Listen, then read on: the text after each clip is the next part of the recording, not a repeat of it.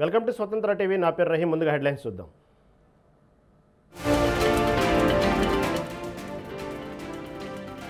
బాబును నమ్మితే కొండ చిలువ నోట్లో తలపెట్టినట్లే, వైసీపీకి ఓటు వేస్తే పథకాలన్నీ కొనసాగుతున్నాయన్న జగన్.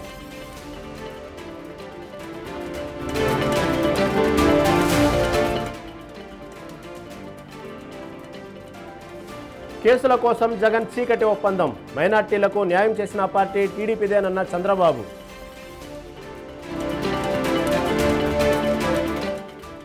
అరెస్టు పేరుతో కేసీఆర్ కొత్త డ్రామా, అవినీతిని బీజేపీ ఎట్టి పరిస్థితుల్లో సహించదన్న సంజయ్.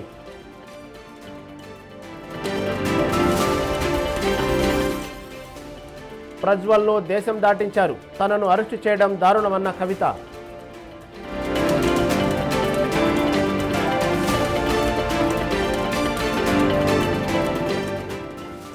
హైదరాబాద్లో భారీ వర్షం, పలు చోట్ల ఫుల్ ట్రాఫిక్ జామ్.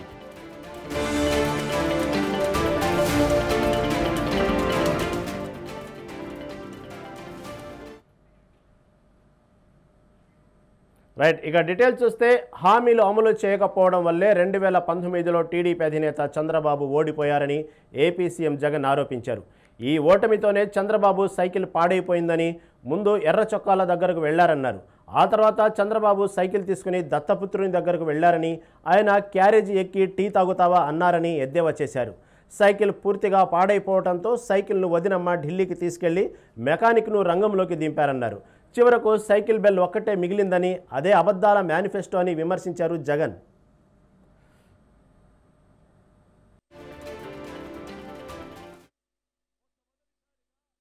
మూడు రాజధానుల దిశగా అడుగులు వేసింది కేవలం ఈ 59 నెలల కాలంలో మీ బిడ్డకు మాత్రమే ఆ ధైర్యం ఉంది అని చెప్పి కూడా చెప్పడానికి గర్వపడతా ఉన్నాడు. విశాఖను ఎగ్జిక్యూటివ్ రాజధానిగా చేయటమే కాక రేపు జూన్ 4వ తారీఖున దేవుడు ఆశీస్సులతో, ప్రజలందరి చల్లని దీవెనలతో మీ బిడ్డ ప్రమాణ స్వీకారం చేసేది, ఆ తర్వాత పాలన కొనసాగించేది విశాఖపట్నం నుంచే అని కూడా చెప్పడానికి గర్వపడతా ఉన్నా. మొట్టమొదటిసారిగా మూడు రాజధానుల దిశగా అడుగులు వేసింది కేవలం ఈ 59 నెలల కాలంలో మీ బిడ్డకు మాత్రమే ఆ ధైర్యం ఉంది అని చెప్పి కూడా చెప్పడానికి గర్వపడతా ఉన్నాడు. విశాఖను ఎగ్జిక్యూటివ్ రాజధానిగా చేయటమే కాక రేపు జూన్ 4వ తారీఖున దేవుడు ఆశీస్సులతో, ప్రజలందరి చల్లని దీవెనలతో మీ బిడ్డ ప్రమాణ స్వీకారం చేసేది, ఆ తర్వాత పాలన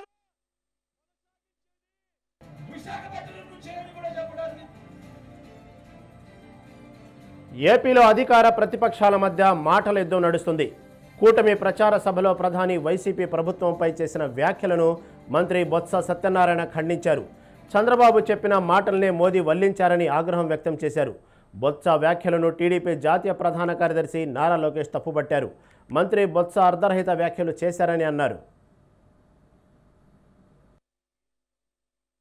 आंध्र प्रदेश में इतना काम कर सकती है तो वाईएसआर कांग्रेस, उनकी सरकार क्यों नहीं कर सकती? बीजेपी का मंत्र है डेवलपमेंट, डेवलपमेंट, डेवलपमेंट।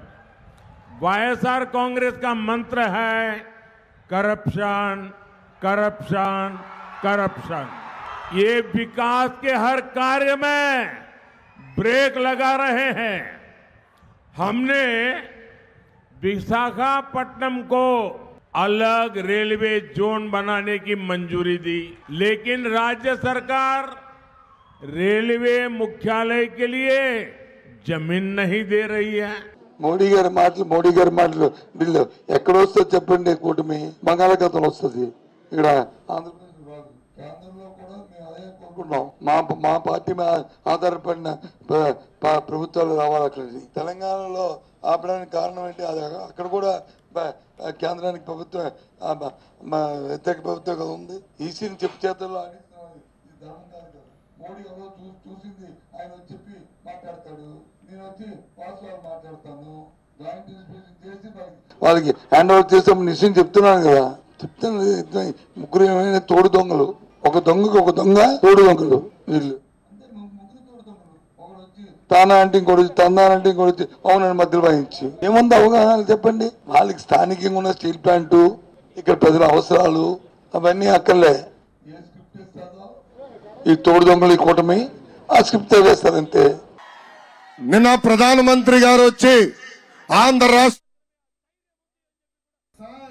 వైన్ మాఫియాకి ఈ రోజు బొత్స సత్యనారాయణ గారు ఏమీ మారలేదని చెప్పాడు. ఈ సభాముఖంగా అదే బొత్సకి నేను సవాల్ ఇస్తున్నా. బొత్స గారు, మీరు అసలు విద్యాశాఖ మంత్రి ఎలా అయ్యారు స్వామి? గతంలో తెలుగుదేశం పార్టీ అధికారంలో ఉన్నప్పుడు ఒక ట్రాక్టర్ ఇసుక 1000 రూపాయలు, అదే ట్రాక్టర్ ఇసుక ఈ రోజు 5000 నుంచి 7000 రూపాయలకు అమ్ముతున్నారు. ఈ సభాముఖంగా బొత్సాన్ని అడుగుతున్నా, ఏ పందికొ తెలుగుదేశం పార్టీ అధికారంలో ఉన్నప్పుడు క్వార్టర్ బాటిల్ ధర 60 రూపాయలు, ఇప్పుడు అదే క్వార్టర్ బాటిల్ ధర 180 రూపాయలు. బొత్స సత్యనారాయణ గారు ఈ రోజు ఏ పందికొక్కు ప్రజల రక్తాలు తాగుతూ మా డబ్బులు దొబ్బుతున్నారు మాకు చెప్పండి. పార్లమెంట్ ఎన్నికల్లో డబుల్ డిజిట్ ఎంపీ స్థానాలే లక్ష్యంగా సీఎం రేవంత్ రెడ్డి ప్రచారాన్ని హోరెత్తిస్తున్నారు. సుడిగాలి పర్యటనలతో రాష్ట్రాన్ని చుట్టేస్తున్నారు. మరోపక్క రేవంత్ నేతృత్వంలో కాంగ్రెస్ అధికారంలోకి రావడంతో పార్లమెంట్ ఎన్నికల్లోనూ అదే అంచనాలు పెట్టుకుంది ఏఐసీసీ. మరి రేవంత్పై హైకమాండ్ పెట్టుకున్న ఆశలు ఫలిస్తాయా? పార్లమెంట్ ఎన్నికల్లోనూ హస్తం హవా చాటుతుందా? డబుల్ డిజిట్ స్థానాలు సాధ్యమేనా?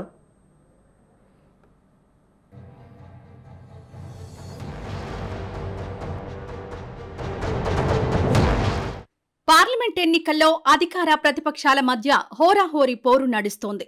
ఇక ఎన్నికలకు సమయం దగ్గర పడ్డంతో ప్రధాన పార్టీలైన బీజేపీ, బీఆర్ఎస్, కాంగ్రెస్ పార్టీలు ప్రచారంలో దూకుడు పెంచాయి. ఈ క్రమంలోనే 14 సీట్లు టార్గెట్గా సీఎం రేవంత్ రెడ్డి ప్రచారంలో స్పీడ్ పెంచారు. తెలంగాణ ఏర్పాటు తర్వాత తొలిసారి అధికారాన్ని చేజిక్కించుకుని ఫుల్ జోష్లో ఉన్న కాంగ్రెస్ పార్లమెంట్ ఎన్నికల్లోనూ అదే జోరును సాగించాలన్న కుతూహలంతో ఉంది.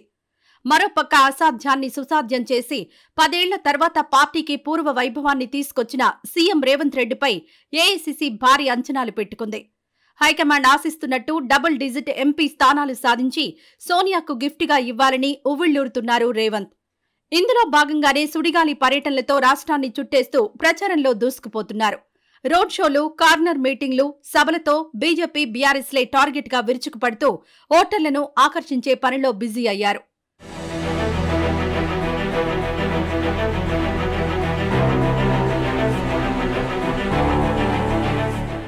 పార్లమెంట్ ఎన్నికలకు నెల రోజుల ముందు నుంచే టీ కాంగ్రెస్ వరుస సభలు, సమావేశాలు నిర్వహిస్తూ వచ్చింది.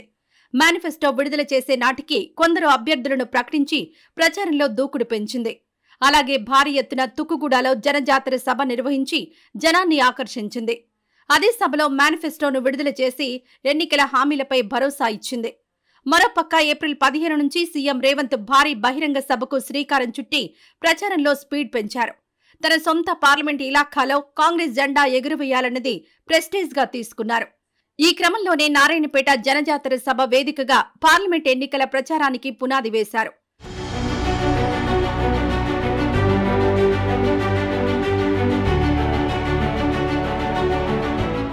సీఎం రేవంత్ రెడ్డి గెలుపొందిన కొడంగల్ నియోజకవర్గం మహబూబ్ నగర్ పార్లమెంట్ నియోజకవర్గంలో భాగమే కాబట్టి అక్కడ పాగా వేయాలని గట్టి పట్టుతో ఉన్నారు. దీంతో వరుసగా పార్టీ శ్రేణులతో సమావేశాలు నిర్వహిస్తూ ఎప్పటికప్పుడు రాజకీయ పరిస్థితులపై చర్చిస్తూ దిశానిర్దేశం చేస్తున్నారు. అలాగే బీజేపీ, బీఆర్ఎస్ వైఫల్యాలను ఎండగట్టి ఓట్లను రాబట్టేందుకు కార్నర్ మీటింగ్లు, బహిరంగ సభలతో ప్రచారాన్ని హోరెత్తించారు. మహబూబ్ నగర్ బహిరంగ సభ వేదికగానే ప్రభుత్వాన్ని పడగొట్టాలని ఎవరైనా చూస్తే కాంగ్రెస్ కార్యకర్తలు మానవ బాంబులవుతారు అనే హాట్ కామెంట్స్ సైతం చేశారు. సీఎం సొంత నియోజకవర్గంలో కాంగ్రెస్ ఓటమి పాలైతే ప్రతిపక్షాల విమర్శలు ఏ రేంజ్లో ఉంటాయో ముందే ఊహించిన రేవంత్ ఆ ఛాన్స్ ఇవ్వకుండా గట్టి ప్రయత్నాల్లో ఉన్నారు. మరోపక్క మహబూబ్ నగర్ పార్లమెంట్లో భాగమైన నారాయణపేట నుంచే ప్రచారాన్ని మొదలుపెట్టిన సీఎం మహబూబ్ నగర్ బహిరంగ సభతోనే ఎన్నికల ప్రచారాన్ని ముగించనున్నారు. అంతేకాకుండా 17 పార్లమెంట్ సెగ్మెంట్లలో అత్యధిక సభలు నిర్వహించింది కూడా సీఎం సొంత పార్లమెంట్ నియోజకవర్గంలోనే అంటే ఇక్కడి గెలుపును ఎంత ప్రతిష్టాత్మకంగా తీసుకున్నారో అర్థమైపోతుంది. ఇక మహబూబ్ నగర్ తర్వాత నిజామాబాద్, ఆదిలాబాద్, కరీంనగర్లపై ఫోకస్ పెట్టిన రేవంత్ 3 బహిరంగ సభలు నిర్వహించారు. అలాగే నాగర్ కర్నూల్, వరంగల్, చేవెళ్ల, మల్కాజ్గిరి, మెదక్లలోనూ 2 బహిరంగ సభలు, పెద్దపల్లి, మహబూబాబాద్, ఖమ్మంలలో ఒక్కో సభ నిర్వహించారు. ప్రచారంలో భాగంగా పలుచోట్ల కార్నర్ మీటింగ్లు, రోడ్ షోలకు ప్రాధాన్యతనిచ్చిన సీఎం రేవంత్ అత్యధికంగా చేవెళ్ల, సికింద్రాబాద్, మల్కాజ్గిరిలోనే నిర్వహిస్తున్నారు. ఈ 3 నియోజకవర్గాలు కూడా హైదరాబాద్ సరౌండింగ్స్ లో ఉండడం ఒక కారణమైతే ఆ 3 నియోజకవర్గాల అభ్యర్థులు కూడా ఇటీవల బీఆర్ఎస్ నుంచి కాంగ్రెస్ లో చేరిన నేతలు కావడం విశేషం.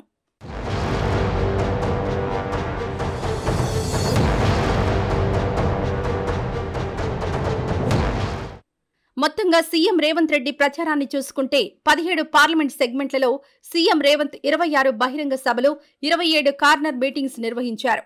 అందులో అత్యధికంగా మహబూబ్ నగర్ లో బహిరంగ సభలు నిర్వహించగా చేవెళ్లలో కార్నర్ మీటింగ్స్, రోడ్ షోలు నిర్వహించారు. అలాగే 5 ఇతర రాష్ట్రాల్లో ప్రచారం చేశారు. ఇకపోతే నల్గొండ, హైదరాబాద్ నియోజకవర్గాలను అసలు టచ్ చేయలేదు. మరి సీఎం రేవంత్ జోరుగా ప్రచారం చేసి ప్రెస్టేజ్ ఇష్యూగా భావిస్తున్న మహబూబ్ నగర్ లో కాంగ్రెస్ విజయ్ డంకా మోగిస్తుందా అంటే అక్కడ హస్తం హవాతో పాటు బీజేపీ జోరు కూడా ఉన్నట్టు తెలుస్తోంది. మరి సొంత ఇలాకాలో కాంగ్రెస్ జెండాను రెపరెపలాడించి విపక్షాల ముందు మీసం మెలేస్తారా, లేదంటే ప్రతిపక్షాలదే పైచేయి అవుతుందా అన్నది ప్రస్తుతం ఉత్కంఠగా మారింది. మరి ఆ ఆసక్తికర పరిణామాల ఫలితాలు తెలియాలంటే ఎన్నికల ఫలితాల వరకు వేచి చూడాల్సిందే.